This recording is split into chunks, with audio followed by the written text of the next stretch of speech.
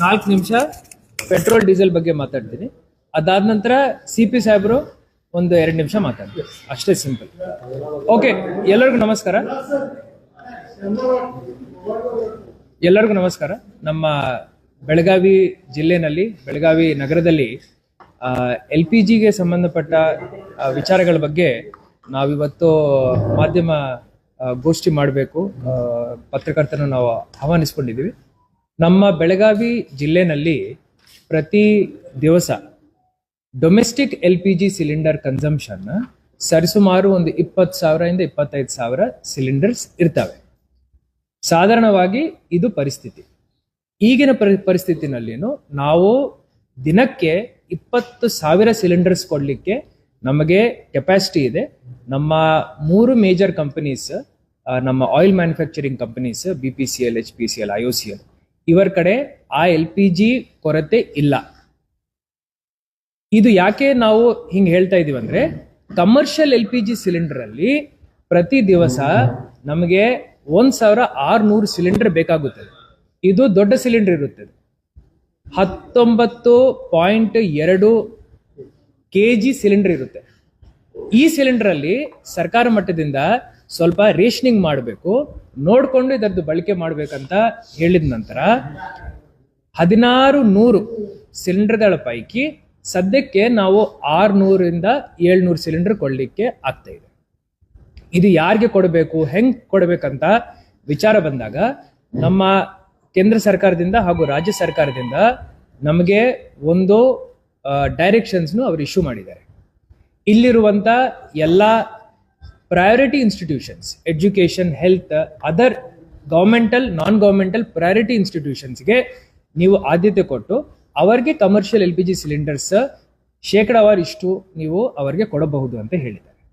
ಅದಾದ ನಂತರ priority 2 sector, 3 sector, 4 sector ಅಲ್ಲಿ ವಿವಿಧ ಏಜೆನ್ಸೀಸ್ ಇರ್ಬೋದು, ಹೋಟೆಲ್ಸ್ ಇರ್ಬೋದು, ಡಾಬಾಗಳಿರ್ಬೋದು, ಹಾಗೂ ಬೇರೆ ಕ್ಯಾಂಟೀನ್ಗಳಿರ್ಬೋದು, ಹಾಗೂ ನಮ್ಮ ಹೋಟೆಲ್ಗಳಿರ್ಬೋದು, ಇವರಿಗೂ ಸಪ್ಲೈ ಕೊಡಬೇಕು ಅಂತ ಹೇಳಿ ಅವರು ನಮಗೆ ಡಿವೈಡ್ ಮಾಡಿ, ಈ 600 ಸಿಲಿಂಡರ್ ಹೆಂಗೆ ಕೊಡ್ತೀರ ಅನ್ನೋದು ಅವರು ಡಿವೈಡ್ ಮಾಡಿ ನಮ್ಮ food and civil supplies department ಇಂದ ಅವರು ನಮಗೆ ಹಂಚಿಕೆ ಮಾಡಲಿಕ್ಕೆ ಆದೇಶವನ್ನು ಹೊರಡಿಸಿದ್ದಾರೆ.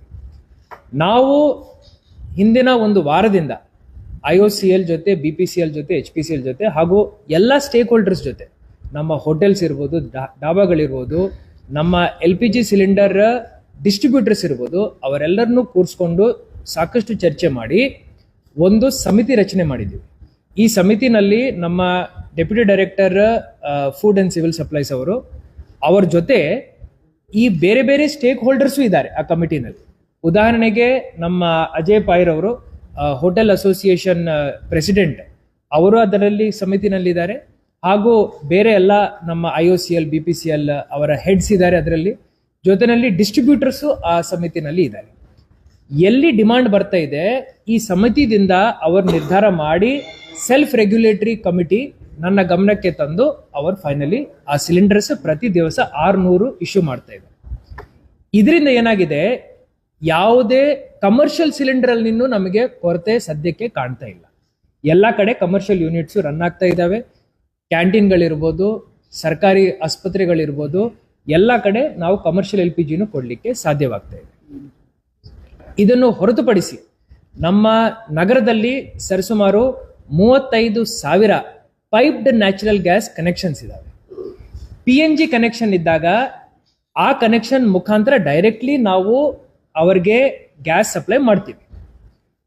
ಇದರಲ್ಲಿ ಬರೀ ಒಂದೇ ಕಂಡೀಷನ್ ಇತ್ತು, ಏನಂದ್ರೆ ಅವ್ರ ಬಳಕೆ ಮಾಡ್ತಾ ಇರೋ ಪ್ರಮಾಣ ಏನಿದೆ ಅದನ್ನು ಸ್ವಲ್ಪ ಕಡಿಮೆ ಮಾಡಲಾಗಿದೆ. 60% ಅವರಿಗೆ ನಾವು ಸಪ್ಲೈ ಮಾಡ್ತೀವಿ, ಅಷ್ಟು ಅವರು ಉಪಯೋಗ ಮಾಡಬಹುದು ಅಂತ ಅವ್ರು ಹೇಳಿದ್ದಾರೆ. ನಾವು ಎಲ್ಲ, ನಮ್ದೊಂದು ಏಜೆನ್ಸಿ ಇದೆ, ಮೆಗಾ ಗ್ಯಾಸ್ ಏಜೆನ್ಸಿ, ಅವ್ರ ಜೊತೆನೂ ಮಾತಾಡಿದ್ದೀವಿ. ಸಾರ್ವಜನಿಕರಲ್ಲಿ ಇದರ ಬಗ್ಗೆ ಯಾವುದೇ ಅವರಿಂದ ನಮಗೆ ದೂರು ಬರ್ತಾ ಇಲ್ಲ. ಈ ಸಪ್ಲೈ ಆಗ್ತಾ ಇದೆ. 35,000 ಕನೆಕ್ಷನ್ಸ್ ಏನಿದಾವೆ ಅಲ್ಲಿ ನಿರಂತರವಾಗಿ ನಾವು ಮನೆ ಮನೆಗೆ ಪೈಪ್ಡ್ ನ್ಯಾಚುರಲ್ ಗ್ಯಾಸ್ ಸಪ್ಲೈವನ್ನು ನಾವು ಕೊಡ್ತಾ ಇದ್ದೀವಿ. ಹೊಸ ಕನೆಕ್ಷನ್ಸ್ ಬೇಕು ಅಂದ್ರೆ ಅದಕ್ಕೂ ನಾವು ವ್ಯವಸ್ಥೆ ಮಾಡ್ಕೊಂಡಿದ್ದೀವಿ. ನಮ್ಮ ಏಜೆನ್ಸಿ ಅವರಿಗೆ ನಾವು ಹೇಳಿದ್ದೀವಿ, ದಿನಕ್ಕೆ ಅಟ್ಲೀಸ್ಟ್ ಒಂದು 50 ಇಂದ 100 ಹೊಸ ಕನೆಕ್ಷನ್ಸ್ ಕೊಡ್ಲಿಕ್ಕೆ ಅವರಿಗೆ ಸಾಮರ್ಥ್ಯತೆ ಇದೆ. ಅವರದರ ಪ್ರಕಾರ ಕೆಲಸವನ್ನು ಮಾಡ್ತಾರೆ. ಯಾರ್ಯಾರು ಪೈಪ್ಡ್ ನ್ಯಾಚುರಲ್ ಗ್ಯಾಸ್ ಅಲ್ಲಿ ಗ್ಯಾಸ್ ತಗೊಳ್ತಾ ಇದ್ದಾರೆ ಅವರು LPG ಸಿಲಿಂಡರ್ ತಗೊಳ್ಳಿಕ್ಕೆ ಇಲ್ಲ. ಈ ಡಬಲ್ ಬೈಯಿಂಗ್ನು ನಾವು ಮಾನಿಟರ್ ಮಾಡ್ತಾ ಇದೀವಿ. ಯಾರ್ಯಾರು ಈ ತರ ಸಿಲಿಂಡರ್ಸ್ ಬುಕ್ ಮಾಡಿದ್ದಾರೆ ಆ ಡೀಟೇಲ್ಸ್ ನಮ್ಮ ಕಡೆ ಆಲ್ರೆಡಿ ಇದೆ. ಅದನ್ನು ಸಪ್ಲೈ ಮಾಡಬಾರ್ದು ಅಂತ ಹೇಳಿ ನಾವು ನಮ್ಮ ಕಮಿಟಿನಲ್ಲಿ ತೀರ್ಮಾನ ಮಾಡಿ ಡಿಸ್ಟ್ರಿಬ್ಯೂಟರ್ಸ್ಗೆ ಆಲ್ರೆಡಿ ಆ ಪಟ್ಟಿಯನ್ನು ಆಧಾರ್ ನಂಬರ್, ಫೋನ್ ನಂಬರ್, ಹೆಸರು ಹಾಕಿ ಕೊಟ್ಬಿಟ್ಟಿದ್ವಿ. ಸೊ ನಮ್ಮ ಮಾಧ್ಯಮದ ಸಮಿತ್ರರ ಮುಖಾಂತರ ನಾನು ತಮ್ಮ ಪ್ರೇಕ್ಷಕರಿಗೆ ಹೇಳ್ತಾ ಇದ್ದೀನಿ, ಇದರ ಬಗ್ಗೆ ಏನು ಪ್ಯಾನಿಕ್ ಇಲ್ಲ. ನಮ್ಗೆ ಇನ್ನೂ ಸಪ್ಲೈನೂ ಬರ್ತಾ ಇದೆ, ನಮಗೆ ಸಪ್ಲೈ ಮಾಡಲಿಕ್ಕೆ ಕೆಪಾಸಿಟಿ ಇದೆ, ನಮ್ಮ ಕಡೆ ಲಾಜಿಸ್ಟಿಕಲಿ ಯಾವುದೇ ಇಶ್ಯೂ ಇಲ್ಲ. ನಾವು ಇದನ್ನು ಕರೆಕ್ಟ್ಲಿ ಯಾರಿಗೆ ಅವಶ್ಯಕತೆ ಇದೆ, ಯಾವ ಮಿತಿನಲ್ಲಿ ಬಳಕೆ ಮಾಡ್ಕೋಬೇಕೋ ಅದನ್ನು ಮಾನಿಟರ್ ಮಾಡ್ತಾ ಇದೀವಿ ಅಷ್ಟೇ. ಸರ್, ಈಗ ಬೆಳಗಾವಿ ಜಿಲ್ಲೆಯಲ್ಲಿ ಗೃಹ ಬಳಕೆಯ ಅಂಕಿ ಸಂಖ್ಯೆ ಪ್ರತಿದಿನ, ಕಮರ್ಷಿಯಲ್ ಅಂಕಿ ಸಂಖ್ಯೆ ಪ್ರತಿದಿನ ಎಷ್ಟು ಪೂರೈಕೆ ಮಾಡ್ತಾ ಇದೆ? Every day. ಮತ್ತು PNG ಹೇಳಿದ್ರೆ 60% ಕಡಿತ ಮಾಡಿದ್ದಾರೆ. ಪ್ರತಿ ಯೂನಿಟ್ಗೆ 15 ರೂಪಾಯಿ ಜಾಸ್ತಿ ಮಾಡಿದ್ದಾರೆ. ಈಗ PNG ಕೊಟ್ಟು ಇಂಟೆನ್ಷನ್ ಗ್ಯಾಸ್ ಬಳಕೆ ಹೆಚ್ಚಿಗೆ ಆಗಬಾರ್ದು, ಕಡಿಮೆ ಪ್ರಮಾಣದಲ್ಲಿ ಉಳಿತಾಯ ಆಗಲಿ ಅಂತ. ನಮ್ಮ ಪ್ರತಿ ತಿಂಗಳ ನಮ್ಮ ಯೂಸ್ 10 ಯೂನಿಟ್ ಇದ್ರೆ ನೀವು ಅದರಲ್ಲೇ 6 ಯೂನಿಟ್ ಕೊಡ್ತಾ ಇದ್ದೀವಿ. ಇವತ್ತು ಶಾರ್ಟೇಜ್ ಆದಂಗೆ ಕೊಡ್ತಾರೆ. ಈಗ ನಮ್ಮ ಜಿಲ್ಲೆನಲ್ಲಿ ಒಟ್ಟು ಪ್ರತಿ ದಿವಸ ಡೊಮೆಸ್ಟಿಕ್ LPG ಸಿಲಿಂಡರ್ ಅಂದ್ರೆ 14.2 ಕಿಲೋದು ಏನ್ ಸಿಲಿಂಡರ್ ಇದೆ, ಅದು ಗೃಹ ಬಳಕೆ ಸಿಲಿಂಡರ್ ಏನಿದೆ, ಅದು ನಾವು ಸರಿಸುಮಾರು ಒಂದು 25,000 ಸಿಲಿಂಡರ್ಸ್ನು ನಮ್ಮ ಜಿಲ್ಲೆನಲ್ಲಿ ಕನ್ಸ್ಯೂಮ್ ಮಾಡ್ತೀವಿ. ನಮಗೆ ಇದರ ಪೈಕಿ ಒಂದು 20 ಇಂದ 22,000 ಸಿಲಿಂಡರ್ ಕೊಡ್ಲಿಕ್ಕೆ ನಮಗೆ ತೊಂದರೆ ಇಲ್ಲ. ಇದನ್ನು ನಾವು ರೆಗ್ಯುಲೇಟ್ ಮಾಡ್ತಾ ಇದ್ದೀವಿ. ನೀಟ್ಲಿ ಎಲ್ಲರಿಗೂ ಯಾರ್ಯಾರಿಗೆ ಬುಕ್ಕಿಂಗ್ ಬೇಕೋ ಬುಕ್ಕಿಂಗ್ ಮಾಡ್ಕೊಳ್ತಾ ಇದ್ದಾರೆ. ಅವರಿಗೆ ಮೆಸೇಜ್ ಬರ್ತಾ ಇದೆ, ಇಷ್ಟು ದಿವಸದ ಒಳಗಡೆ ನಿಮಗೆ ಸಿಲಿಂಡರ್ ಬರುತ್ತೆ ಅಂತ ಮಾಹಿತಿ ನಾವು ಕೊಡ್ತಾ ಇದೀವಿ. ಅದರ ಪ್ರಕಾರ ಅವರಿಗೆ ಸಪ್ಲೈನೂ ಆಗ್ತಾ ಇದೆ.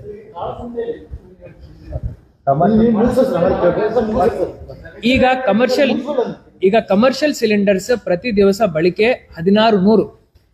ಹೌದು, ಇಲ್ಲಿ ನಾವು ಬಹಳ ರೇಷನಲೈಸ್ ಮಾಡಿ ಕೊಡ್ತಾ ಇದೀವಿ. ಬಟ್ ಯಾರ್ಯಾರು ಬಳಕೆದಾರರಿದ್ದಾರೆ ಅವ್ರ ಜೊತೆ ನಾವು ಸಂಪರ್ಕ ಸಾಧಿಸಿದೀವಿ, ಅವ್ರ ಜೊತೆ ಮಾತುಕತೆ ನಡೆಸ್ತಾ ಇದೀವಿ. ಅವ್ರಿಗೆ ಎಷ್ಟು ಬೇಕೋ ತುರ್ತು ಕೆಲಸಗಳಿಗೆ ಹಾಗೂ ಚಟುವಟಿಕೆಗಳು ನಡೆಸಲಿಕ್ಕೆ ಅವ್ರಿಗೆ ಎಷ್ಟು ಬೇಕೋ ಅಷ್ಟು ನಾವು ಕೊಡ್ಲಿಕ್ಕೆ ನಮಗೆ ಸಾಮರ್ಥ್ಯತೆ ಇದೆ. 600 ಪ್ರತಿ ದಿವಸ ನಾವು ಕಮರ್ಷಿಯಲ್ ಸಿಲಿಂಡರ್ ಕೊಡ್ತಾ ಇದ್ದೀವಿ.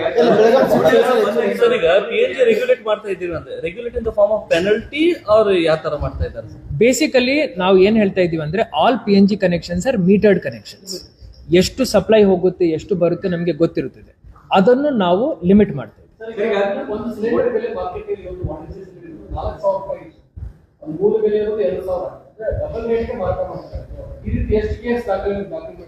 ಹಿಂದಿನ ಒಂದು ವಾರದ ಒಳಗಡೆ ಸರಿಸುಮಾರು 42 ಕೇಸ್ ನಾವು ಡೊಮೆಸ್ಟಿಕ್ ಸಿಲಿಂಡರ್ನು ಕಮರ್ಷಿಯಲ್ಗೆ ಬಳಕೆ ಮಾಡೋದ್ರನ್ನು ನಾವು ದಾಖಲೆ ಮಾಡಿದ್ವಿ. ಈ ಮಾಹಿತಿಯನ್ನು ನಾನು ತಮಗೆ ಒದಗಿಸ್ತೀನಿ.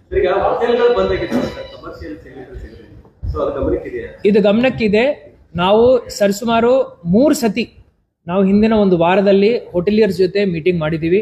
ನಮ್ಮ ಹೋಟೆಲಿಯರ್ ಅಸೋಸಿಯೇಷನ್ ಪ್ರೆಸಿಡೆಂಟ್ ನಮ್ಮ ಪಕ್ಕದಲ್ಲಿ ಕೂತ್ಕೊಂಡಿದ್ದಾರೆ. ಅವ್ರನ್ನು ನಮ್ಮ ಸಮಿತಿನಲ್ಲಿ ಇಟ್ಕೊಂಡಿದೀವಿ. ನಾವು ಏನ್ ಹೇಳ್ತಾ ಇದೀವಿ ಅಂದ್ರೆ ಯಾರ್ಯಾರಿಗೆ ಅವಶ್ಯಕತೆ ಇದೆ commercial cylinders, hotel, dhaba, restaurant ಏನೇ ಇರಲಿ ನಾವು ಕೊಡ್ತೀವಿ.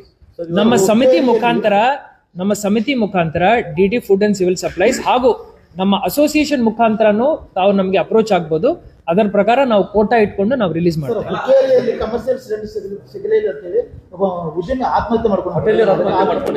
ಈ ಪ್ರಕರಣವನ್ನು ನಾವು ಗಂಭೀರವಾಗಿ ನೋಡ್ತಾ ಇದ್ದೀವಿ. ಎಲ್ಲಾ ತಾಲೂಕಿನ ಎಲ್ಲಾ ಹೋಟೆಲ್ ಅಸೋಸಿಯೇಷನ್ಸ್ ಪ್ರೆಸಿಡೆಂಟ್ಸ್ ನಾವು ಇನ್ವೈಟ್ ಮಾಡಿದ್ವಿ. ಬೆಳಗಾವಿನಲ್ಲಿ ಹೋಟೆಲ್ ಅಸೋಸಿಯೇಷನ್ ಬಹಳ ಸ್ಟ್ರಾಂಗ್ ಇದೆ. ಆ ಯಾರು ಪ್ರೆಸಿಡೆಂಟ್ಸ್, ವೈಸ್ ಪ್ರೆಸಿಡೆಂಟ್ಸ್ ಇದ್ದಾರೆ ಅವರು ನಮ್ಮ ಜೊತೆ ಸಂಪರ್ಕದಲ್ಲಿದ್ದಾರೆ. ಯಾವುದೇ ಆತಂಕದ ಪರಿಸ್ಥಿತಿ ಇಲ್ಲ. ನಮ್ಮ